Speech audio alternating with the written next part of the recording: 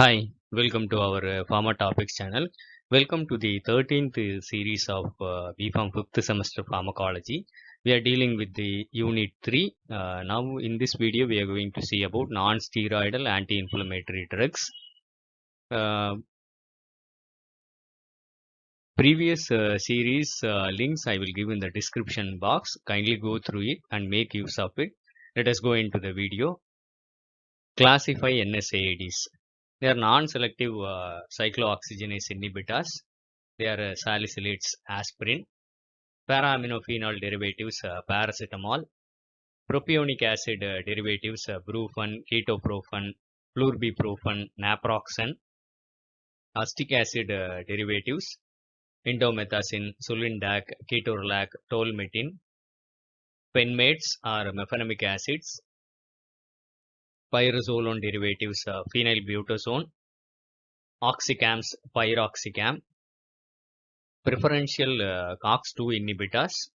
They are diclofenac, aciclofenac, etodolac, meloxicam, nabumutone, nimusulide. They have preferential binding to COX-2. They inhibit COX-1 also. And selective COX-2 inhibitors, celecoxib, etoricoxib, and paricoxib. Write a note on pharmacology of NSAIDs. Mechanism, it is inhibition of cyclooxygenase and reduction of prostaglandin synthesis. Aspirin actually binds to COX-1 and COX-2. This effect is pronounced in the target tissues such as platelets. Pharmacokinetics, most of the NSAIDs are absorbed, well absorbed orally, highly bound to plasma proteins, and they are metabolized by CYP3A and CYP2C isoenzymes. They are actually eliminated by renal route and glomerular filtration or tubular secretion. The NSAIDs accumulate in the sites of inflammation, particularly in the synovial fluid in the arthritic joints. These drugs penetrate the CNS to have central analgesic action. Therapeutic uses. The NSAIDs are used as analgesics and anti-inflammatory drugs and antipyretic drugs. Paracetamol is an exception, which is antipyretic and analgesic, and it lacks the anti-inflammatory activity. And they are used, NSAIDs, therapeutic uses. They are used to provide symptomatic relief from pain and inflammation in musculoskeletal disorders such as osteoarthritis and rheumatoid arthritis. In case of pain, they are useful in alleviating headache, in migraine attacks, menstrual pain, and arthritic pain. In fever, antipyretic effect of NSAIDs are useful in to provide rapid relief from the fever, that is pyrexia. Fetal circulatory system, the NSAIDs are useful to close the inappropriate patent ductus in neonates. Indomethacin and ibuprofen are the drugs of choice for this indication. Cardioprotection, aspirin is a blood thinner. An antiplatelet agent reduces the serious vascular events in high-risk patients who have been previously exposed to experienced myocardial infarction. It is used prophylactically to reduce the thromboembolic events in cardiac illness. Systemic mastocytosis, they improve the niacin tolerability, particularly aspirin. And Bartter syndrome, actually in this syndrome the prostaglandin levels are high.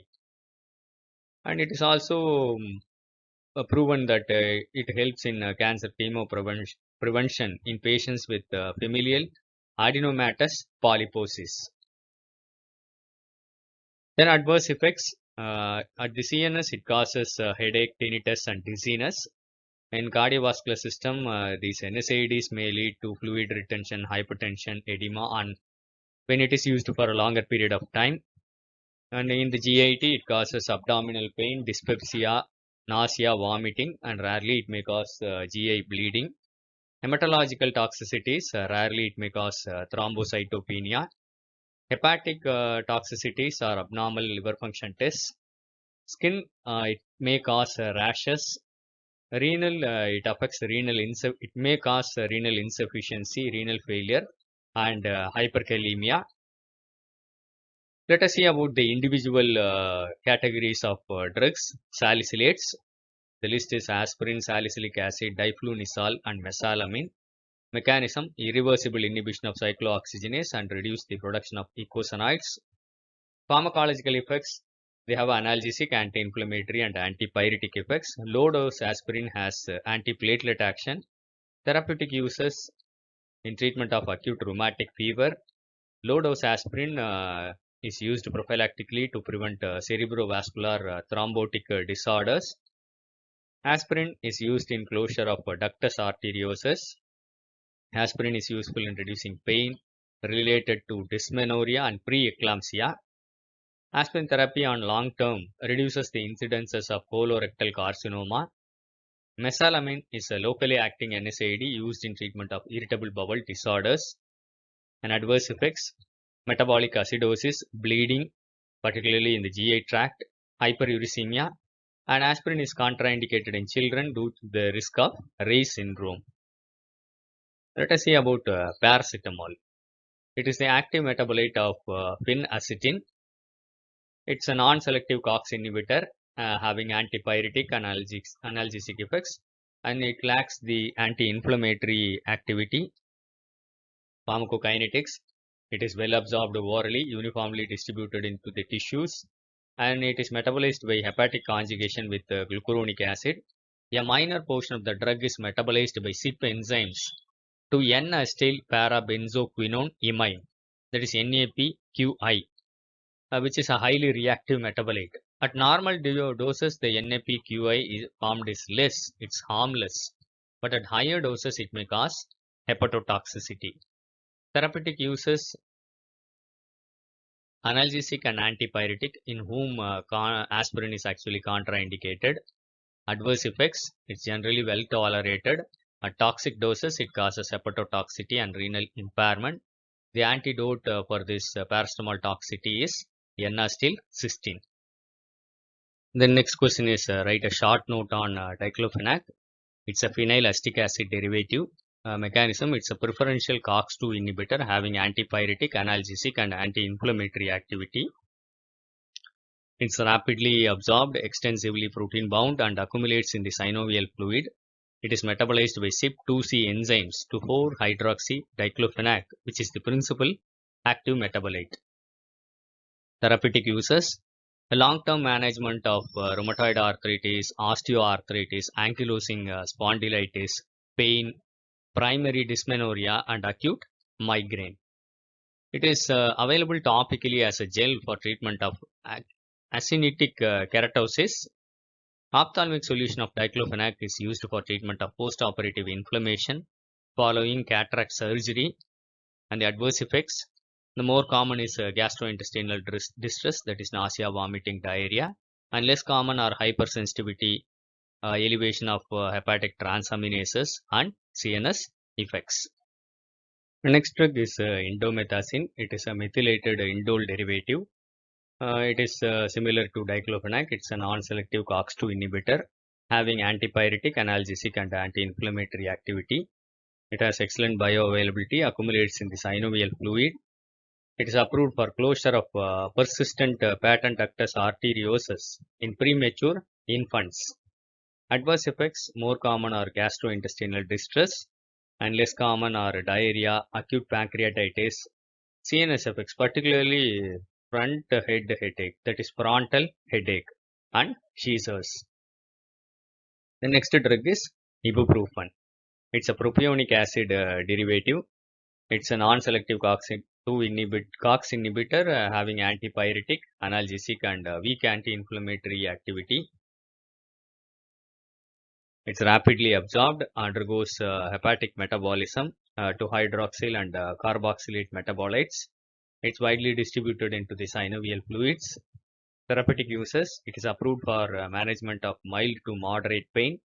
Injectable brufen is approved to close patent ductus arteriosus in the premature infants.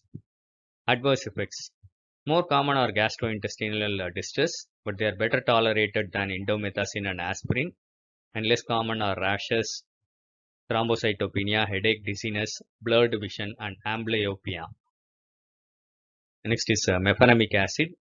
Mefenamic acid is a COX inhibitor used in short-term management of pain in soft tissue injuries, dysmenorrhea, rheumatoid arthritis, and osteoarthritis. Next drug is ketorolac. Ketorolac is a COX inhibitor administered to control pain in the post-operative patients. Topical application is approved for the treatment of seasonal allergic conjunctivitis and post-operative ocular inflammation. Then etodolac. It's acetic acid derivative, a COX inhibitor, provides post-operative analgesia and used in treatment of rheumatoid arthritis and osteoarthritis. Next drug is naproxen. It's a propionic acid derivative, a COX inhibitor, indicated for juvenile and rheumatoid arthritis, osteoarthritis, ankylosing spondylitis, primary dysmenorrhea, tendonitis, bursitis, and acute gout. Then piroxicam. Piroxicam, it is the non-selective COX inhibitor with the longest T-half.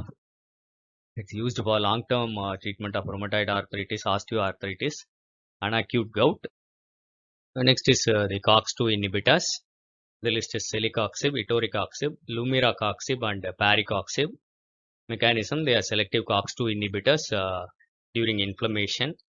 Advantages of the COX-2 inhibitors: they have very little GI toxicity, but the problem is they have the associated risk, that is increased risk of thrombosis leading to acute myocardial infarction and stroke. Because of this, some of the COX-2 inhibitors are withdrawn from the market. Etoricoxib is the longest acting COX-2 inhibitor. Therapeutic uses are they are used for the management of acute pain in osteoarthritis, rheumatoid arthritis, juvenile rheumatoid arthritis, ankylosing spondylitis, gouty arthritis, and primary dysmenorrhea. So it's a very short information of all the NSAIDs. I hope it will be useful for your exam preparation. Thank you for listening. Happy learning. Kindly share this to more of your friends. Kindly subscribe to our Pharma Topics channel for further updates. Go through all the series which is available in the Pharma Topics channel in the 5th semester pharmacology and make use of it. Score well. All the links also I will give in the description box for the previous series. Thank you.